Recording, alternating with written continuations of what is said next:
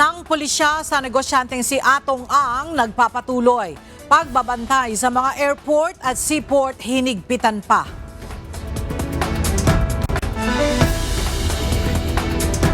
Sunog sa DPWH Cordillera Regional Office nagmula sa Financial Management Records ayon sa Bureau of Fire Protection. Nasunog na bahagi ng tanggapan bantay sarado ng pulisya. Executive Secretary Ralph Recto at dating PhilHealth President Emmanuel Ledesma Jr. muling sinampahan ng reklamo sa Office of the Ombudsman.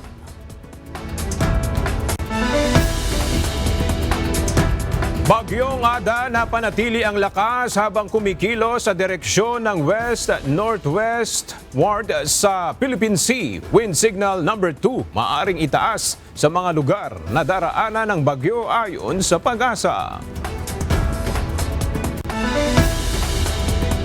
Biyahe ng ilang mga sasakyang pandagat sa mga rutang apektado ng Bagyong Ada, kanselado. Coast Guard sa Bicol at Visayas nakaalerto na sa epekto ng bagyo. At bilang ng mga nasawi matapos mabagsakan ng crane ang isang tren sa Thailand, sumampa na sa 32. Bilang ng mga sugatan nasa 66 na rin.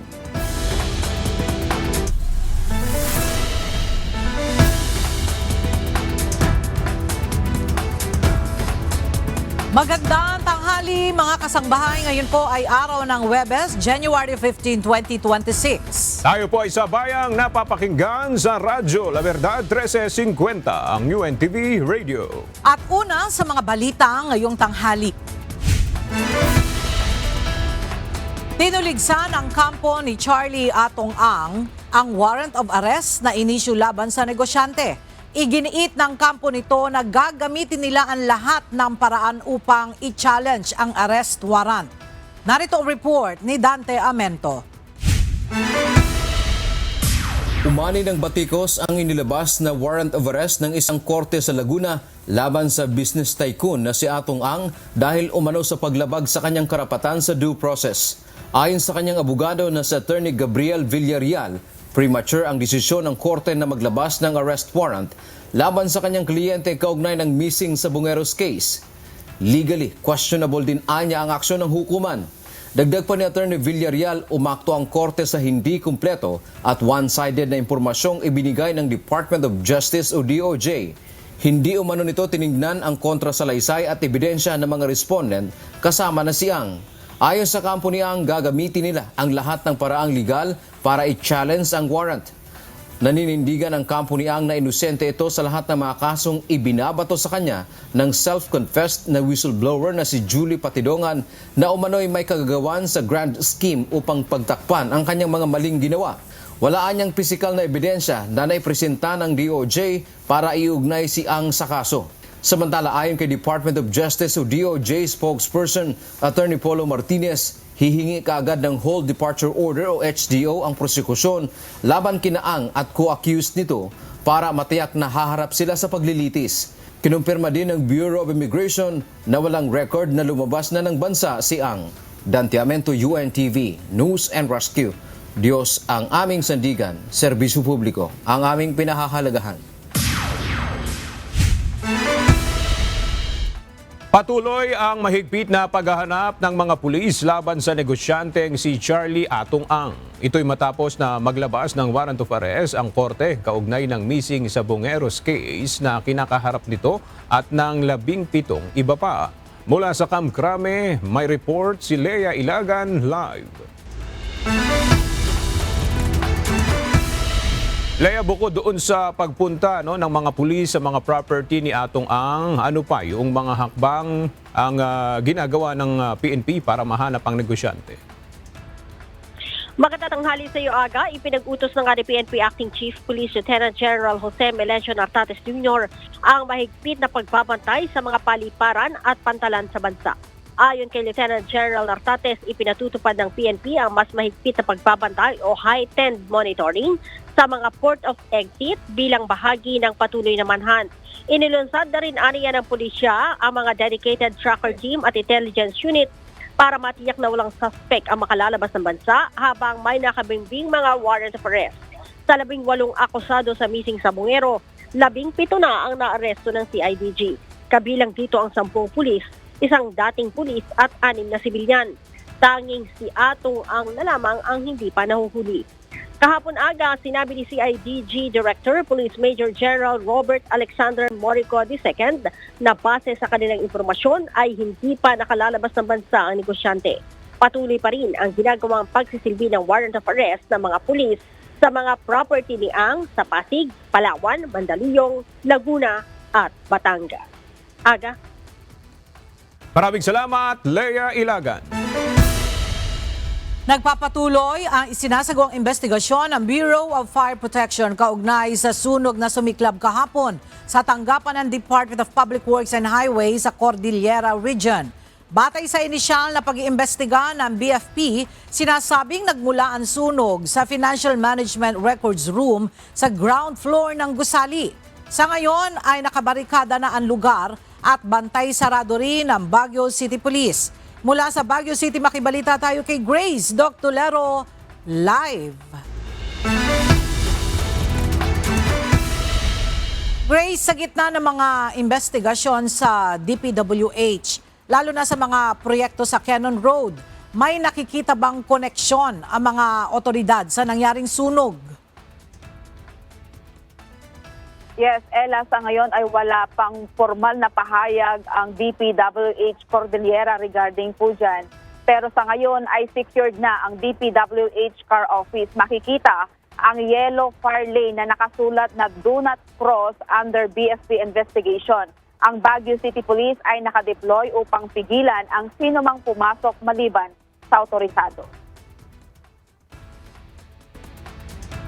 Walang empleyadong nasugatan sa insidente at agad na nailikas ang mga tauhan sa lugar.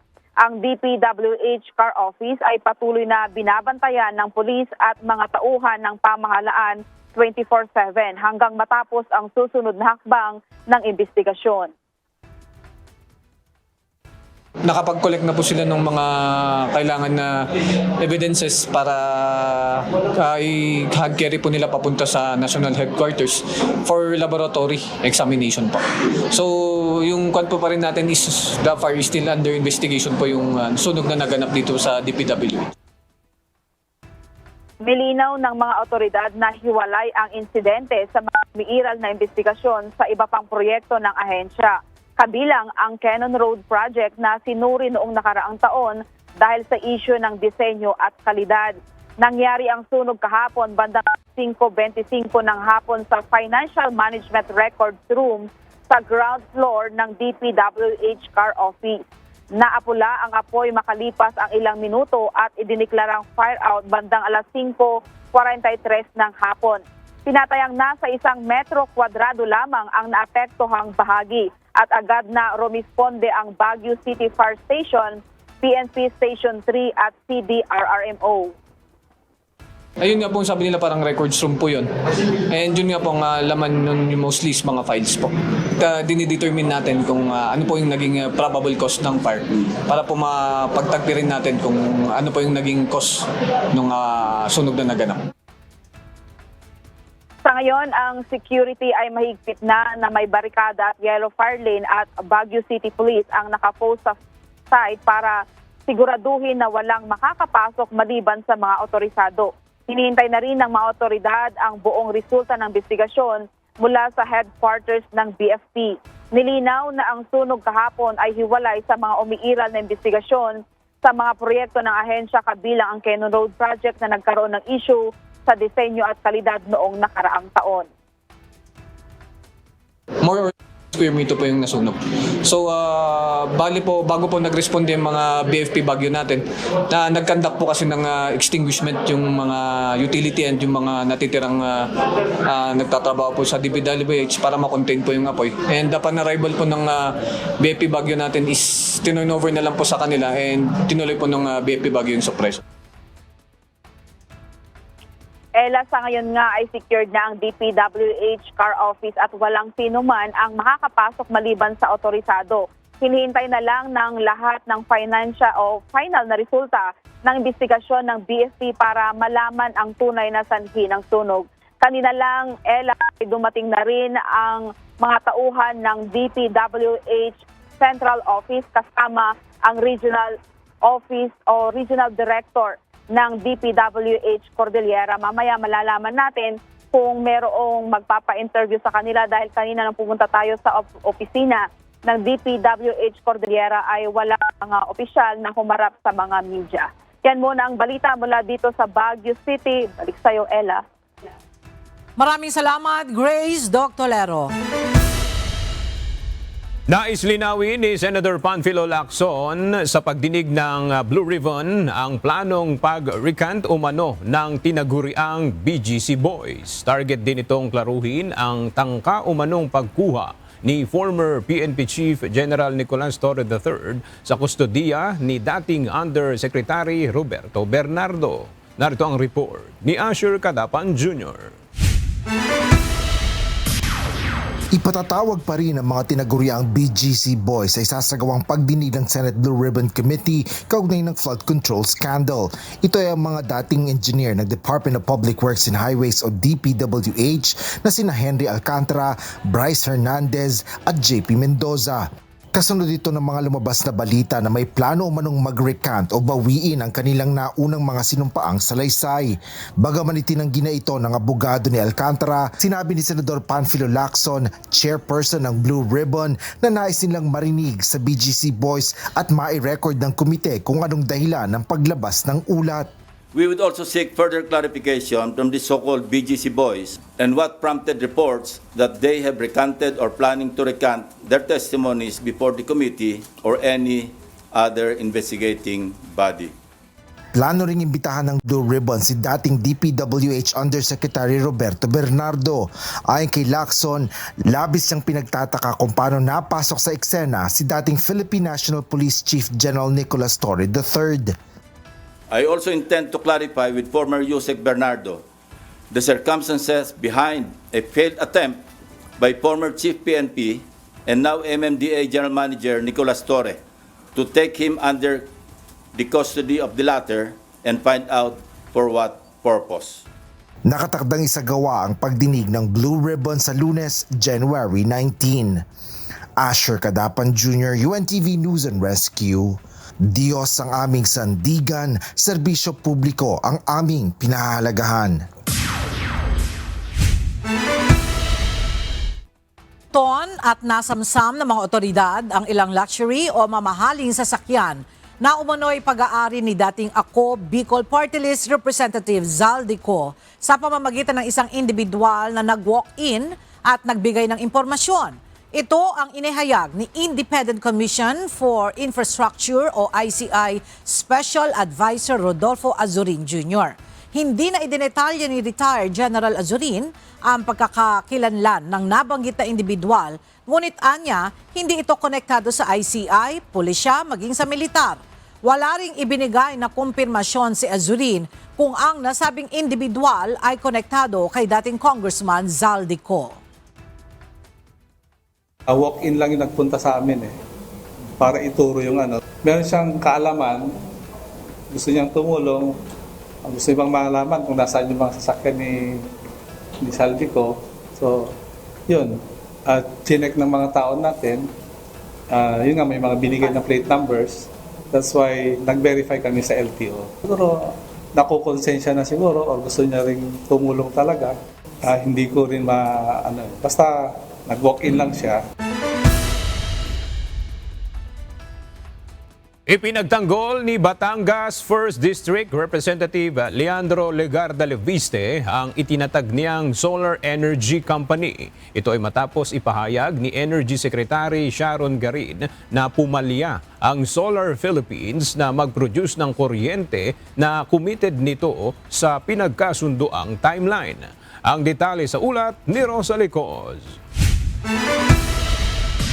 Nakapagtayo ng pinakamalaking kapasidad ng renewable energy sa bansa at nakapagdala umano ng pinakamalaking foreign investment sa Pilipinas noong 2025. Yan ang pahayag ni Batangas 1st District Representative Leandro Legarda Leviste sa kanyang social media account kaugnay ng kanyang itinatag na kumpanya. Wala rin anya siyang nakuhang kahit piso sa gobyerno at ang pera niya ay nagmula sa kanyang pribadong negosyo. Ito ay matapos patawan ng 24 na bilyong pisong halaga ng multa ang Solar Philippines o kumpanyang itinatag ni Congressman Leviste. Ayon kay Energy Secretary Sharon Garin, isa ang kumpanya sa mga pumalyang i-produce ang committed nitong kuryente sa pinagkasundoang timeline dahilan para kanselahin ang ilang service contracts nito. Pahayag pa ni Congressman Leviste, mula pa noong Setyembre, sinasabihan na umano siyang gagawa ng mga kaso kung ilalabas ang Cabral files at pinayuhang manahimik na lang para sa sariling kapakanan. Dagdag pa nito, iginagalang nito mga kawani ng gobyerno at tutugon sa kanilang mga pahayag sa tamang forum. Itinanggi ng Energy Department na politika ang nasa likod ng pagkansela ng ilang kontrata ng Solar Philippines ni Representative Leviste. Para naman kay House Public Accounts Committee Chairperson at miyembro ng House Legislative Franchises Panel na si Bicol Saro Party List Representative Terry Redon, hindi pinupunteriya si Congressman Leviste dahil sa pag-iingay nito sa issue ng budget at infrastructure corruption scandal sa Department of Public Works and Highways. Hindi ko wala naman pumipigil pa rin at this point kay Congressman Leviste to say his truth. No? Sabihin, if tingin niya talaga meron pong mga kailangan ayusin sa gobyerno, dapat ko talagang suportahan niya. Kung kailangan makapaglatag ng malalimang reforma, batay doon sa mga binabanggit po niyang mga dokumento, katulad ng Cabral files, wala po tayong problema doon. Pero hindi ko din natin pwedeng bitawan yung pong mga abuso doon po sa mga una sa prangkisa, kung hindi ho niya kinilusan ito. Pangalawa, doon po sa pagkuha ng mga kontrata, pero hindi naman po niya kinilusan. Naniniwala rin itong maaaring makapagsagawa ng motu proprio investigation ang House Committee on Legislative Franchises sa isyong ito. Rosa Licuz, UNTV News and Rescue. Diyos ang aming sandigan, serbisyo publiko ang aming pinahahalagahan.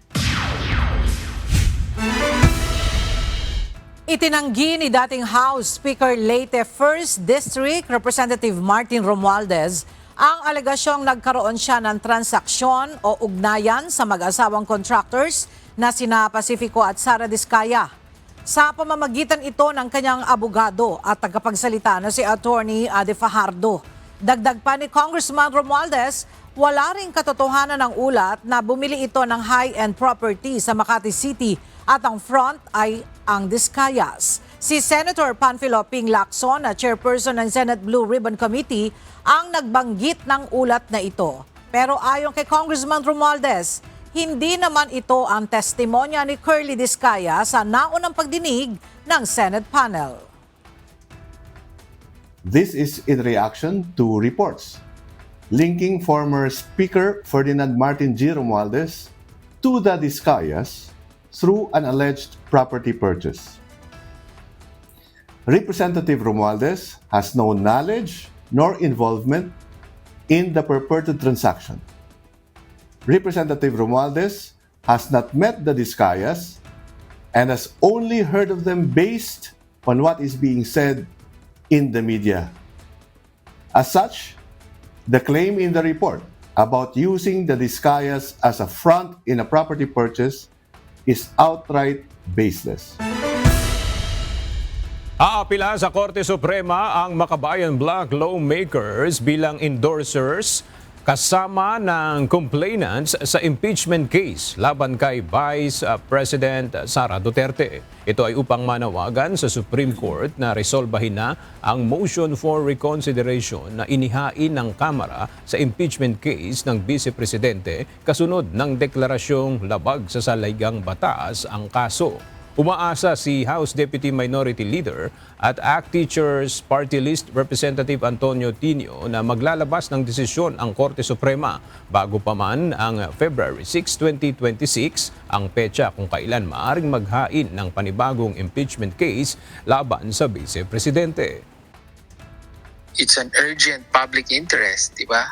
That the matter be resolved kasi nga nananatiling bukas at naghihintay ng kasagutan ang publiko sa usapin ng confidential funds at humingi ng pananagutan dito. Impeachment is on the table, kaya kailangang ma-resolve. Isang panibagong grupo ang nagsampa ng reklamo sa Ombudsman laban kina Executive Secretary Ralph Recto at dating PhilHealth President Emmanuel Ledesma. Ito'y kaugnay pa rin ng 60 billion pesos illegal fund transfer ng PhilHealth sa National Treasury. Ang detalye sa report ni Ivan Alvarez live. Ivan, ano ang bagong mga reklamo ang kakaharapin ni Recto at Ledesma? Ilan sa mga kaso na ipinapasampa dito kay Executive Secretary Ralph Recto at dating PhilHealth President Emmanuel Ledesma ay technical malversation at plunder. Nagtungo ngayong umaga sa Office of the Ombudsman ang kinatawan ng grupo ng mga doktor, abogado at health advocate mula Iloilo upang ireklamo sa Executive Secretary Ralph Recto at former Philippine Health Insurance Corporation of PhilHealth President Emmanuel Ledesma. Mga kasong technical malversation, plunder, graft at grave misconduct ang ipinapakaso laban sa dalawa dahil sa paglipat ng 60 billion pesos reserve fund ng PhilHealth papunta sa National Treasury. Alinsunod ang fund transfer na ito sa kautusan ni Recto noong siya ang kalihim ng Department of Finance taong 2024. Ayon sa mga complainant, isa sa naging hudyat para maghain sila ng reklamo ay ang deklarasyon ng Supreme Court nito lamang December 2025 na illegal ang nangyaring lipat pondo. The acts themselves of the Secretary of Finance and the PhilHealth officers here are considered criminal acts under our existing laws. While it may be said that there was no bad faith on the part of Secretary Recto, but there can be gross inexcusable negligence. Kasi tayo pinapaubaya natin as taong bayan dito sa mga opisyalis natin ay kung gagamitin lang ang pera ng taong bayan na para sa PhilHealth and Universal Health Care para sa mga Pilipino at sa mga miyembro ng PhilHealth ay gagamitin sa iba ay may mali na doon. Giit ni Tato na gamit man o hindi ang unang nailipat na pondo mula sa PhilHealth, maaaring kasuhan sina Recto at Ledesma ng technical malversation dahil hindi ito napunta sa pangangailangan ng health sector. Panawagan ng grupo sa Office of the Ombudsman, masusi itong imbestigahan para sa posibleng pagsasampa ng mga kaso sa korte. Matatanda ang una na ring naireklamo itong si Recto at Ledesma dito rin sa Office of the Ombudsman itong nakaraan lamang buwan, December 2025, sa mga parehong reklamo mula naman ito sa ibang civil society group. Yan muna ang update mula dito sa Quezon City. Balik sa inyo dyan, Ella. Maraming salamat, Evan Alvarez. Inilabas na ng Commission on Elections o COMELEC ang calendar of activities o ang mga nakalatag na aktibidad kaugnay ng isasagawang special election sa ikalawang distrito ng Antipolo City, Rizal para punan ang nabakanteng pwesto sa Kamara ng namayapang si Representative Romeo Acop. Mula sa Maynila, may report si Dante Amento live. Dante, ano yung detalye nitong isasagawang special elections sa 2nd District ng Antipolo, Rizal? Magandang tanghali, Aga. Matapos ngang aprubahan kahapon ng Commission on Elections ang rekomendasyon na magsagawa ng special election sa ikalawang distrito ng Antipolo sa Rizal upang punan ang nabakanting pwesto ni Representative Romeo Acop, ay naglabas na kaagad ng calendar of activities ang Commission on Elections kaugnay sa mga aktibidad na nakalatag para sa gagawing halalan. Sa COMELEC Resolution number 11185, nakalagay ang kumpletong sunod-sunod na gagawin ng komisyon. Sa February 5 hanggang 7, magkakaroon ng paghahain ng Certificate of Candidacy o COC filing. February 12 ang huling araw para buuin ang mga miyembro ng Electoral Board at District Board of Canvassers. February 12 hanggang March 29 naman ang election period at dito ay epektibo na rin ang gun ban. February 12 hanggang March 12 ang campaign period para sa mga tatakbo o kakandidato.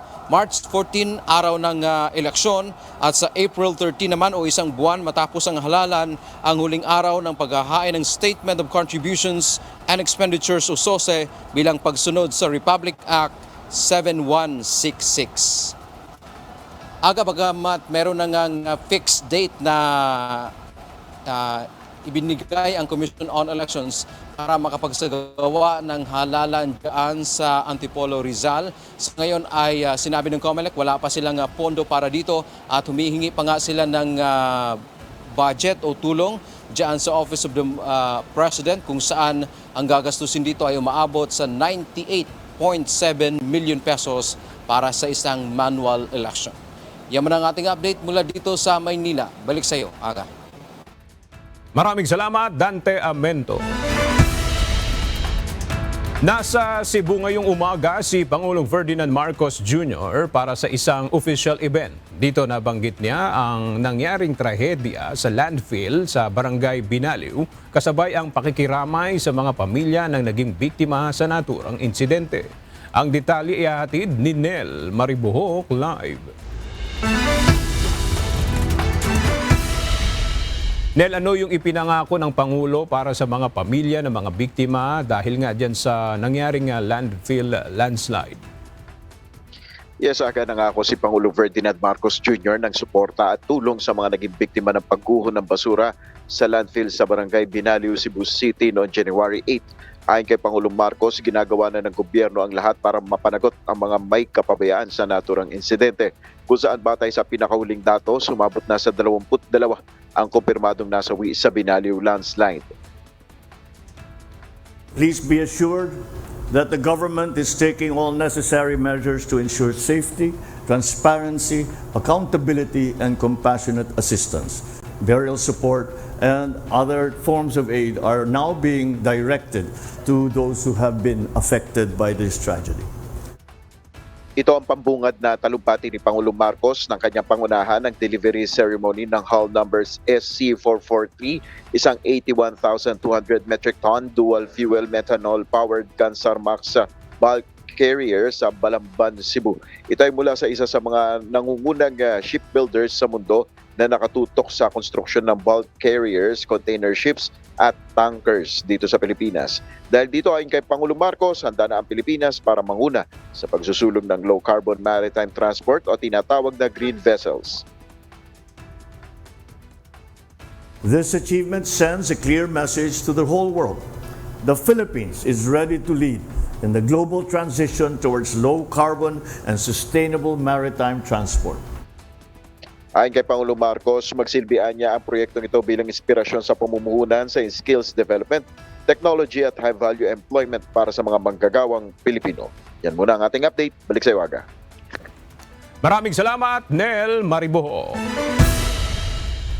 Kanselado ngayon ang biyahe ng mga barko sa ilang mga pantalan dahil sa banta ng bagyong Ada. Batay sa 8 a.m. advisory ng Philippine Ports Authority, kabilang sa mga kanselado ang biyahe ng ilang barko sa Port of Bicol, kasama na ang Rapu-Rapu Albay at vice versa. Gayon din ang mga manggagaling ng Port of Castilla patungo ng Surigao. Kasama rin sa kanselado ang biyahe mula Bulan, Sorsogon patungo ng Ticao Island sa Masbate, pati na ang ruta ng Matnog patungo ng Samar. Kanselado rin ang biyahe ng ilang barko sa pantalan ng Masbate. Gayon din sa Eastern at Western Leyte, pati na ang Samar at Biliran. Habang sa pantalan sa Surigao, kanselado rin ang lahat ng biyahe ng mga barko dahil sa banta ng masamang lagay ng panahon. Para sa kompletong listahan ng mga kanseladong biyahe, maaaring i-check ang mga social media sites ng Philippine Ports Authority. Kanselado ngayon ang ilang sea travel trips sa Parañaque Integrated Terminal Exchange o PITX dahil sa bagyong Ada. As of 9 a.m. ngayong January 15, kabilang sa mga kanselado ang Gold Trans na biyaheng Oras Leyte, pati na ang Silver Star sa ruta ng Tacloban Leyte. Upang malaman ang kumpletong listahan ng status ng mga biyahe sa PITX, maaaring i-check ang kanilang website sa pitx.ph. Naka-heightened alert na ang puwersa ng Coast Guard District Bicol dahil sa banta ng bagyong Ada. Sa ngayon ay activated na ang kanilang Deployable Response Group na handang rumesponde sa mga kababayan natin na maaaring maapektuhan ng bagyo. Naka-standby na ang lahat ng personnel maging ang mga equipment na gagamitin sa maritime safety, search and rescue at disaster response operations. Muli naman nagpaalala ang Coast Guard sa mga mangingisda at mga residenteng naninirahan sa mga baybayin na i-monitor ang lagay ng panahon at agad na sumunod sa mga safety advisory upang makaiwas sa anumang aksidente. Nadagdagan pa ang mga lugar na nasa ilalim ng Tropical Cyclone Wind Signal number 1 dahil sa bagyong Ada habang papalapit ng bansa. Ayon sa Pag-asa, posibleng maglandfall ang bagyo sa Eastern Visayas o Bicol Region. Ang iba pang detalye ihahatid ni Chris Perez, Assistant Weather Services Chief ng Pag-asa. So sa ating latest satellite imagery, makikita po natin na may mga bahaging kaulapan na o yung tinatawag nating spiral cloud bands na tumatama sa ilang bahagi ng Eastern Visayas at maging dito sa may bandang northeastern portion ng Mindanao. Bagamat ang sentro ng bagyong si Ada, kaninang alas 10 ng umaga ay nasa layo pang 420 kilometers silangan ng Surigao City. Taglay ng bagyo ang lakas ng hangin, umabot hanggang 55 kilometers per hour, malapit sa gitna nito. Yung pagbugso naman aabot hanggang 70 kilometers per hour. At sa ngayon kumikilos ito sa direksyong west-northwest sa bilis naman na 10 kilometers per hour. So inaasahan nga natin na sa mga susunod na 3 hanggang 5 araw ay kikilos ito papalapit ng ating bansa. Ngayon, bagamat malayo pa yung sentro, gaya nga na nabanggit natin, may bahaging kaulapan na ito na tumatama nga dito sa eastern section ng Visayas at dito sa northeastern portion ng Mindanao. Ano nga ba inaasahan natin pagkilos dito sa loob ng 3 hanggang 5 araw? So, sa pinaka-latest forecast monitoring and forecast track natin, kaninang alas 8 ng umaga, ito yung tinatayang sentro ng bagyong si Ada. Bukas ng umaga, inaasahan po natin, nasa laying 265 kilometers silangan ng Giwan Eastern Samar. At kung mapapansin po natin ay posible itong maging isang ganap na tropical storm in the next 12 to 24 hours. Sa ngayon, depression category pa lamang ito. Pero yun nga, the next 12 to 24 hours, posible pang lumakas. Sa darating naman na Sabado ng umaga, makikita po natin posibleng nasa laying 165 kilometers east-northeast ng Katarman, Northern Samar. Sa darating naman na Linggo ng umaga ay sa laying 150 kilometers east-northeast ng Biracatan, Duanes. At sa darating na Lunes ng umaga, sa laying 500 kilometers east ng Infanta, Quezon. So mapapansin po natin yung tinatayang pagkilos ng sentro nito ay inaasang hindi magla-landfall. Lalapit dito sa silangang bahagi ng Visayas at ng Southern Luzon area, and then dahan-dahang kikilos palayo, magre-recurve. Subalit pansinin po natin yung tinatawag nating area of probability. Ito yung parang APA na nakapaloob sa center or nasa loob nito ang center track at nasa labas yung area of probability. Pinakikita nito yung iba pang posibleng senaryo, no? Bagamat dito yung center track pinakikita nating hindi magla-landfall, hindi din natin sinasantabi yung posibilidad na maaaring kumilos ito ng mas malapit sa kalupaan ng Eastern Visayas or ng Kabikulan or posibleng maglandfall. Ito yung pinaka-outermost possibility ng pagkilos ng sentro ng bagyo. Kaya yung mga kababayan po natin, dapat paghandaan din natin yung possible landfall, no? Bagamat dito sa forecast track natin ay offshore ang magiging pagkilos. Para mangyari man yung landfall or hindi, rest assured na tayong mga kababayan natin dito sa Eastern Visayas at maging sa ilang bahagi ng Bicol region ay nakapaghanda po ng maayos. Ngayon, tingnan naman natin yung mga lugar na may tropical cyclone wind signal. Ang tropical cyclone wind signals ay babala po para sa malalakas na hangin na dala ng bagyo at kung anong oras natin posibleng maranasan at kung ganong kalakas. Kapag nakataas po ang wind signal number 1 sa inyong lugar, ito po ay nangangahulugan na posibleng umabot ng 39 to 61 kilometers per hour yung lakas ng hangin na mararanasan sa inyong lugar. Ang karaniwang lead time, 36 hours or less. At dahil nga nasa malayo pa, nasa dagat pa ang sentro ng bagyong si Ada, inaasahan natin na itong mga areas na naka-highlight ng blue, bagamat may tropical cyclone wind signal, hindi naman po agad-agad na makakaranas ng masungit na panahon. Bagamat dito sa may bandang Eastern Samar, dito sa Dinagat Island at Surigao del Norte ay posibleng makaranas po ng mga paminsan-minsang pag-ulan at pagbugso ng hangin. So, ano nga ba yung dapat paghandaan ng mga kababayan natin dito sa mga lugar na naka-highlight ng blue? Yung lakas ng hangin pwedeng minimal to minor damages. Pwedeng makapagpatumba ng ilang uri ng pananim, pwedeng magdulot ng slight damages sa mga bahay o struktura na gawa sa mga light materials. At yung mga baybaying dagat magiging katamtaman hanggang sa maalon. Ngayon, pinakita natin yung forecast track, posibleng lumapit pa dito sa kalupaan ng ating bansa. So, posible rin na magkaroon tayo ng mas mataas na wind signal. Base sa ating intensity forecast, pwedeng umabot ng tropical storm category. So, during the duration of tropical depression ADA, posible pa magkaroon tayo ng wind signal number 2 at least sa mga initially exposed, lalong-lalo na po yung mga nasa silangang bahagi ng Eastern Visayas, ng northeastern part ng Mindanao at maging dito sa may bandang southern part ng Bicol region. Ngayon, meron din po tayong umiiral na amihan, kaya't nakakaranas po tayo ng bukod sa malamig na panahon sa ilang lugar na malayo po sa bagyo, ay nakakaranas din po tayo ng paminsan-minsang pagbugso ng hangin. Ang amihan ay inaasahan magdudulot ng mga pagbugso ng hangin ngayong araw sa mga lalawigan ng Batanes, Babuyan Island, Ilocos Norte, Aurora, Calabarzon, Occidental at Oriental Mindoro, Romblon, Marinduque, Cuyo Island, Bicol Region, sa nakararaming bahagi ng Visayas, Caraga Region at sa Davao Oriental. Bukas naman, inaasahan din ang pagbugso ng hangin na dulot ng amihan sa Batanes, Babuyan Island, Ilocos Norte, Eastern Isabela, sa lalawigan ng Aurora, sa buong Calabarzon, Occidental at Oriental Mindoro, Romblon, Marinduque, Cuyo Island, Bicol Region, Visayas at Caraga Region.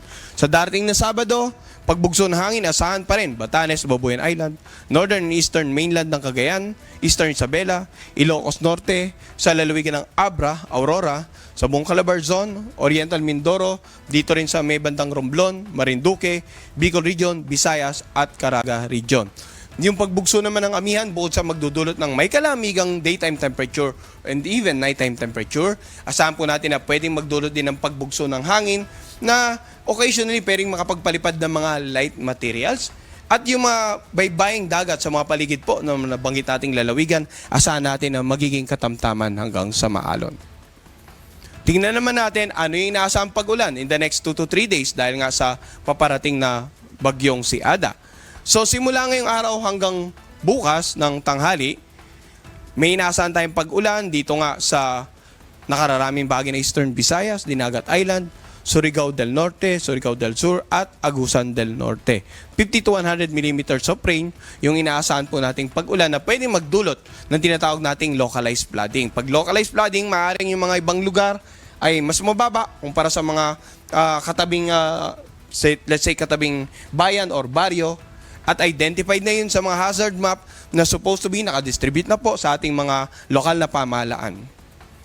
Samantala, simula naman bukas ng hapon hanggang sa darating na Sabado ng hapon, mapapansin natin may mas maraming pag-ulan sa Eastern Samar, Northern Samar, Catanduanes. Around 100 to 200 millimeters of rain. Samantala, dito naman sa naka-highlight ng yellow, 50 to 100 millimeters of rain. Dahil po makikita natin yung rainfall pattern at maging sa darating na Sabado ng hapon hanggang Linggo, nakakonsentrate halos dito sa Eastern Visayas at sa Bicol Region. Pinapayawan po natin yung mga kababayan natin maging alerto sa mga posibleng pagbaha, lalong-lalo po sa low-lying areas, sa mga komunidad na malapit po sa gilid ng ilog sapagkat either sa continuous na pag-ulan, tumaas yung level ng tubig sa inyong ilog at umapaw, or yung mga ilog naman sa karatig bayan, yung pag-agos ay pumunta sa inyong lugar dahil umuulan doon at magdulot din ng pagtaas ng level sa inyong pinakamalapit na kailugan. Pagguho ng lupa sa mga lugar na malapit po sa paanan ng mundo dahil kung ilang araw natin nasa ang pag-ulan, maaaring kahit sabihin natin light to moderate or moderate to occasionally heavy lang ang pag-ulan, basta po nababad sa pag-ulan, maaaring lumambot yung bahaging kalupaan at konting pag-ulan pa ay maging sanhi ng mga landslide. At sa mga kababayan po natin sa Bicol Region, yung apektado ng activities ng Mayon Volcano, Makinig rin po, aside sa rainfall forecast, payo ng Pag-asa, payo ng LGU, at payo ng inyong local disaster risk reduction managers, ay makinig rin po sa mga abiso na ipapalabas ng PBOX para po sa regarding sa update sa activity ng Mayon Volcano. Tingnan naman natin ano yung magiging epekto ng malakas na hangin paparating na bagyo sa mga karagatan sa paligid ng ating bansa. So makikita po natin sa hilaga at sa silangang bahagi ng ating bansa, ang mga karagatan ay magiging katamtaman hanggang sa maalon. Bunsod po yan ng paparating na bagyong si Ada at ng umiiral na amihan. So hanggat maaari, huwag na munang pumalaot yung mga kababayan nating mangisda at yung mga may maliit na sakyang pandagat dito po sa mga karagatan sa silangang bahagi ng Visayas, northeastern part ng Mindanao at maging sa southern portion ng Bicol region dahil nga sa paparating na bagyo. Naglabas na ng roadmap ang mga otoridad sa Albay kung sakaling magkakaroon ng lahar flow o ash fall dahil sa mataas na aktibidad ng Bulkang Mayon kasabay ng pagdaan ng Bagyong Ada sa probinsya. Pinaghahandaan na rin ang mga naninirahan na nasa 7 to 8 kilometer danger zone sa posibleng paglikas dahil sa banta ng pag-agos ng lahar. Mula sa Ginubatan, Albay, makibalita tayo kay Ryan Salatandol live. Ryan, kumusta ang lagay ng panahon dyan sa Albay? Ramdam na ba ang epekto ng Bagyong Ada dyan? Yes, Ella, magandang tanghali. Sa ngayon ay hindi pa nararamdaman dito sa probinsya ng Albay itong epekto ng Bagyong Ada. Katunayan, mainit dito ngayon sa Ginubatan, Albay. Pero tuloy-tuloy ang ginagawang paghahanda ng mga lokal na pamahalaan. Naka-standby ang mga truck at iba pang mga sasakyan na pwedeng magamit sa agarang evacuation ng ating mga kababayan na nasa loob pa rin ng extended danger zone ng Bulkang Mayon. Ela, sa taya ng Philippine Atmospheric Geophysical and Astronomical Services Administration o Pag-asa, inaasahang sa pagtama nitong unang bagyo na pumapasok sa Pilipinas, malaki ang tsansang dumaan sa Bicol Region. Kaya't pinaghahandaan ng probinsya ng Albay ang pwedeng maging epekto nitong Bagyong Ada, lalo't nag-aalboroto ang Bulkang Mayon na pwedeng magpalala sa sitwasyon at magdulot ng pagdagdag panganib sa mga residente. Kung lalala ang sitwasyon, pinaghahandaan ng lokal na pamahalaan ang paglikas sa mga nasa extended danger zone ng bulkan.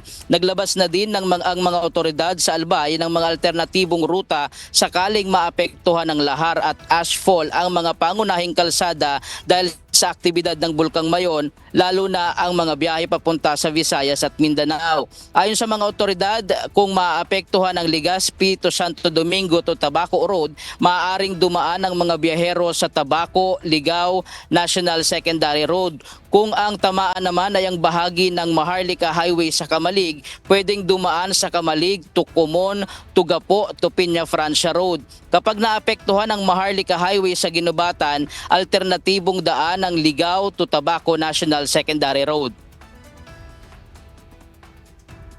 Identified na rin natin yung mga areas na yan. So MDRMOs and CDRMOs are prepared to para harapin itong ganitong mga problema pagdating ng oras. Actually, DPWH has already published. May mga maps na silang pinapublish. Sa kabila ng mga kalamidad, nagtala rin ang Albay Tourism ng mga official viewing sites para sa ligtas na mapanood ang Bulkang Mayon sa iba't ibang bayan at lungsod sa lalawigan. Sa Legazpi City, pwedeng makita ang Mayon sa Legazpi Boulevard, Sawangan Park, Legazpi Highlands, Kalayaan Park at Tamaoyan Road. Sa Kamalig, pwedeng pumesto sa Sulong Eco Park, Quintinday, Green Hills, Sumlang Lake at Quintinan Ranch. Sa Santo Domingo, maaaring makita ang Mayon sa Black Beach Sand Beaches, Biris-Biris Nature Garden Center at Aguas Farm. Sa Malilipot, pwedeng pumesto sa Gamboas Orchard. Sa Daraga naman, pwede sa Cagsawa Ruins, Farm Plate, Daraga Church at National Museum. Sa Ligao City, Mount Masarawag Campsite, Paayahayan sa Bulod, Kawa-Kawa Hills, Habit Hills at Ilan Nature Park naman ang pwedeng puntahan. Sa Tiwi, ligtas na makikita ang bulkan sa Black Sand Beaches at sa Ginubatan naman ay sa Camp General Simeon Ola Museum. Nagpaalala naman ang lokal na pamahalaan na mahigpit na ipinagbabawal ang pagpasok sa loob ng 6-kilometer permanent danger zone at maging dito sa 7 to 8 extended danger zone, lalo na ang ngayon na may papalapit na kalamidad sa probinsya ng Albay. Sa ngayon, naghahanda ang lokal na pamahalaan at ang MDRMO dito sa Ginubatan Albay. Magkakaroon sila ng pagpupulong kasama ang mayor ng Ginubatan Albay para talakayin ng iba pang mga gagawin nila para dito sa kalamidad na darating dito sa bayan ng sa probinsya ng Albay. Muna ang latest live mula dito sa Albay. Balik sa iyo, Ella. Maraming salamat, Ryan Salatandol. Nakapag-install na ang Department of Transportation at Civil Aviation Authority of the Philippines ng 3 malalaking chiller sa arrival area ng Davao International Airport. Layo ng hakbang na gawing mas komportable at maginhawa ang karanasan ng mga pasahero sa paliparan.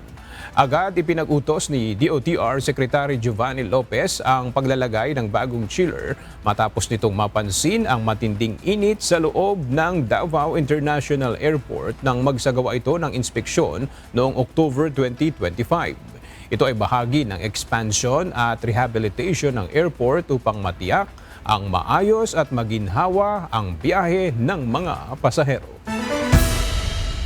Pinag-iingat ngayon ng Baguio City Government ang publiko matapos na ma-hack ang mobile number ni Mayor Benamin Magalong na anilay ginagamit ngayon upang makapanloko.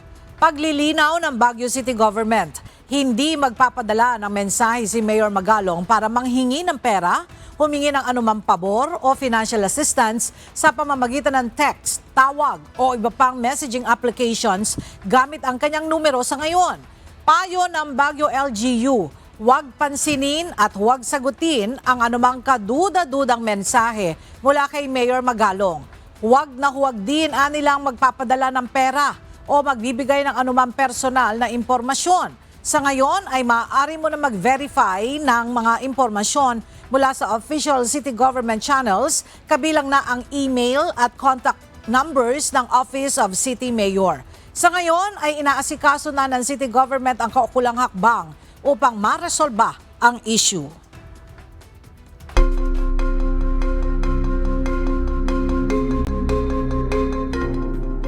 Umabot na sa 32 ang bilang ng nasawi habang 66 ang sugatan matapos bumagsak ang isang construction crane sa umaandar na tren sa hilagang silangang bahagi ng Thailand na naging sanhi ng pagka-derail ng ilang bagon at pagliyab ng isa sa mga ito.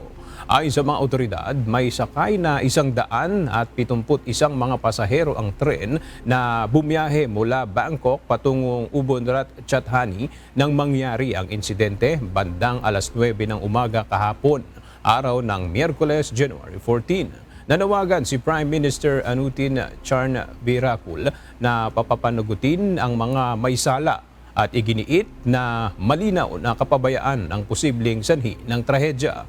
Sinabi na ng State Railway of Thailand na kakasuhan nila ang construction company na responsable sa bumagsak na crane. Ang crane ay bahagi ng isang China-backed railway project na nagkakahalaga ng $5.4 billion at muling nagbukas ng usapin sa maluwag na pagpapatupad ng safety standards sa mga construction site sa Thailand. Hindi kabilang ang Pilipinas sa 75 bansang apektado ng pansamantalang suspensyon ng visa processing ng Estados Unidos. Ito ang kinumpirma ni Philippine Ambassador to the US, Jose Manuel Romualdez, at iginiit na tuloy ang visa processing para sa mga Pilipino kasunod ng kautusan ng US State Department na ihinto ang ilang immigrant visa applications. Layo ng hakbang na pigilan ang umano'y pang-aabuso sa immigration system ng Amerika. Nilinaw ng US State Department naman, hindi sakop ng suspensyon ang non-immigrant visas gaya ng tourist at business visas.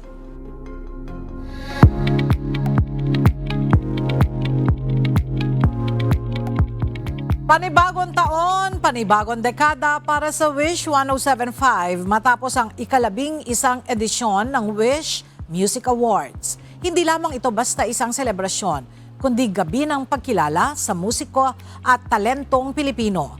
Narito ang report ni Jed Neresina.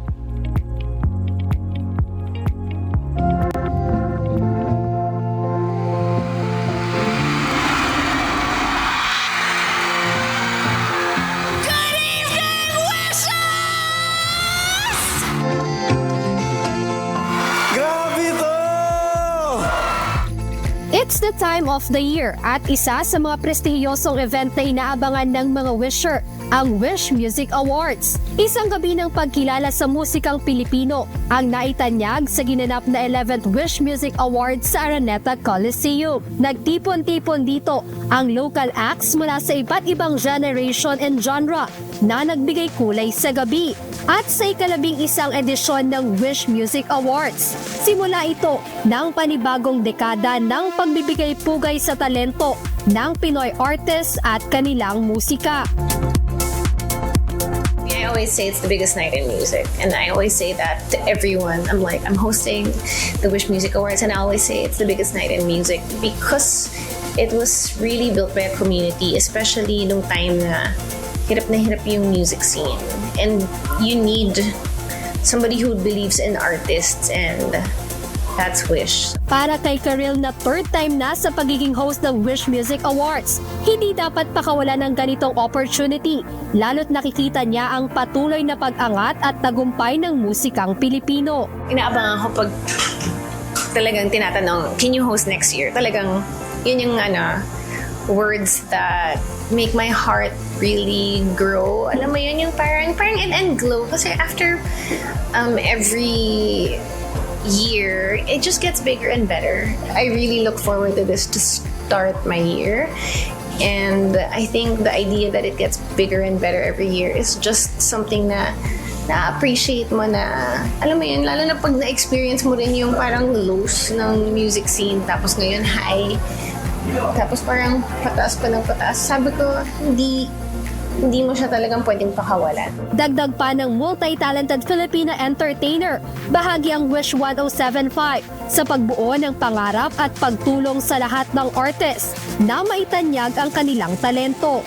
Atin to, ginawa natin to, and patuloy lang natin to kasi ang dami nga palang dreamers. Like kanina, nung tinanong ko, ilan ang pangarap mag-perform sa Wish Boss? Nagsigawan yung mga tao, and hindi lang from the artist section, diba? Mula sa taas. So, hindi natin alam kung meron palang nangangarap dyan na baka tonight lang nila inamin sa sarili nila. That's powerful, and I think that's the power a community could hold, and that's what Wish has achieved. Nagpasalamat naman sa Wish 1075 si TJ Monterde na tinanghal na Wish Artist of the Year at ang kauna-unahang ginawaran ng KDR Icon of Breaking Boundaries. Ayon kay TJ, isa ang Wish sa nagbibigay ng platform sa lahat ng artist para maipakilala ang kanilang galing, hindi lang sa Pilipinas kundi maging sa ibang bansa. Ako, super proud ako sa Wish kasi alam mo yung binibigyan nila ng Wish ng opportunity lahat ng mga artists na nagpursiging gawin yung art nila. Kaya sobrang thankful ako sa Wish na as in kahit sino binibigyan ng Wish ang award. Malaking bahagi rin sa journey, hindi lang nang gaya niyang may pangalan na sa industriya, kundi maging sa up-and-coming artist ang dala ng nag-iisang FM radio station on wheels. Isa yan sa mga isa siya sa mga nagbibigay sa akin ng meaning kung bakit gumagawa kami ng musika na parang minsan mapapaisip ka sa artist, tama pa ba yung ginagawa ko? Tama pa ba to? Tapos, andito yung Wish na parang, oh, you're on the right track. Andito ka pa rin, kaya tuloy mo lang yan. Ganon yung Wish sa akin.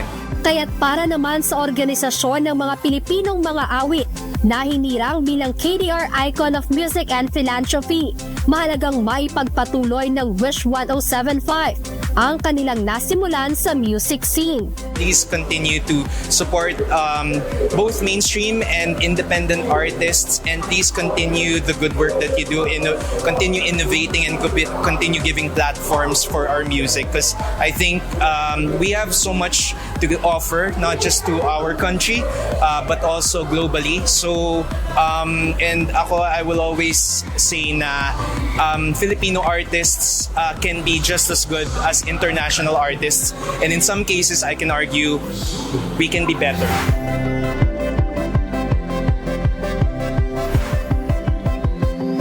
Hindi lang isang selebrasyon na sumasalamin sa tunay na diwa ng original Filipino music ang hatid ng Wish 1075, kundi bahagi na rin ito ng journey ng lahat ng artist anuman ang henerasyon at genre ng kanilang musika. Jed Neresina, UNTV News and Rescue. Diyos ang aming sandigan, serbisyo publiko ang aming pinahahalagahan.